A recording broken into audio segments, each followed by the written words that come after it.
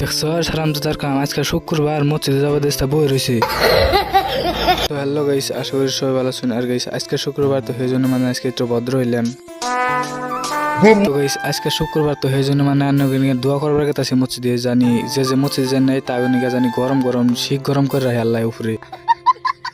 আর guys আমার এই কথা হয় না, যে সামনে শুক্রবার নামাজ পড়বার যাবো তাকে দোয়া করি সামনে শুক্রবার খিচুড়ি রান্ধে থবো।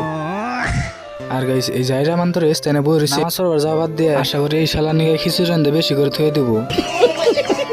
আর গাইস ফাইনালি আমি নামাজ পড়বার নিয়ে গায়ে পড়লাম মসজিদে। তো গাইস এটা হলো আমার মসজিদ, আপনারা সবাই দেখতেছেন। আর গাইস আমিও কিন্তু মসজিদ ঘরের ভিতরে দেখলাম না, কারণ একটু ফোনাইলে বোধহয় ব্যক্তি তাইসে দিব।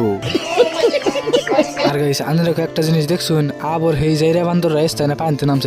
कैसे लोग रहते हैं यार। মন বান্দরে তা মসজিদে যায় না, খারা শালারা তো আর গুয়া দেয় মাছ ভোর বললাই। আর গাইস আজকে যদি আমার এই ছোট্ট ব্লগটা ভালো লাগে থাকে তো সবাই লাইক কমেন্ট শেয়ার সাবস্ক্রাইব করে দিও।